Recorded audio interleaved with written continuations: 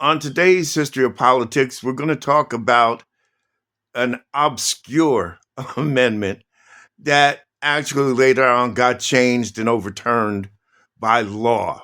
Okay, today we're talking about the 18th Amendment. And what the 18th Amendment is about basically is it prohibited the manufacture, sale, and transportation of alcoholic beverages. Now, this amendment was ratified in 1919, and this was during the time of what was called prohibition. If you ever watched The Untouchables, whether it was the movie with Kevin Costner and Sean Connery, or if it was the TV show back in the day with, oh my God, Robert Stack, then you would know that the mob made millions of dollars from prohibition. See, the government just hasn't figured this part out yet. That the more you restrict something from the people that they want, the more black markets are going to open in order to get it. Yes, it's a criminal enterprise, but more of it gets through and does damage than that which you caught. The same, and some of you Republicans are going to be kind of happy to hear me say this, the same regards the Second Amendment. Have you ever noticed that in states like New Jersey and Illinois, there are more homicides than not? Here's the problem. The more you restrain the public from exercising their right to keep and bear arms, the more you open up black markets that are going to illegally bring these weapons into the field, and they're going to be purchased not by responsible citizens, but by criminals. And the responsible citizens become victims because the criminal is going to do something. And then police become reactive instead of proactive, which is no good for the country. Now, with that being said, I want you to understand that I believe in responsible gun ownership. I carry a gun. I've carried a gun for years. But here's the thing. Training.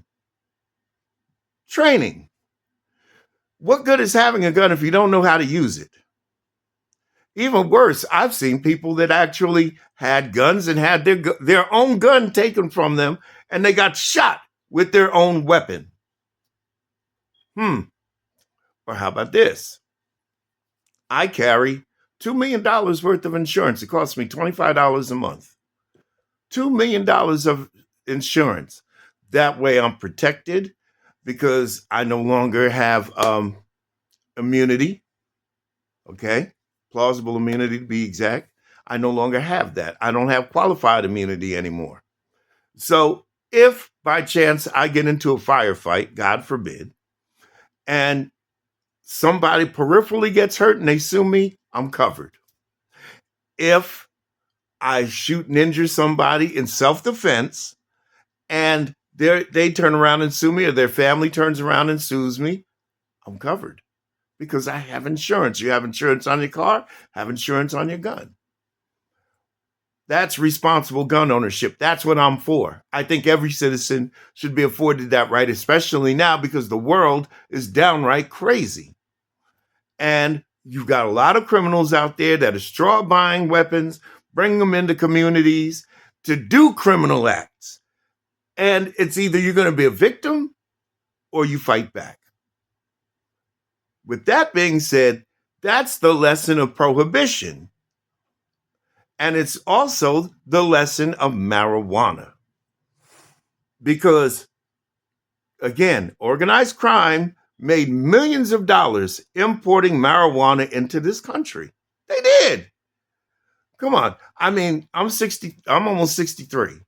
A lot of you folks from my generation know when we used to go out and buy trade bags and how the little secret way we used to do things was. Because if you got caught with marijuana, it's illegal. And on the federal level, it's still illegal. You get caught with more than personal use. I mean, it really goes by the weight when it comes to narcotics. It goes by the weight. You're in more trouble if you have distribution weight than personal use weight. Usually it's just a misdemeanor. Now, since they legalized it and taxed it, and they can get their piece of the pie, lo and behold, in a lot of states, marijuana is legal. They don't care.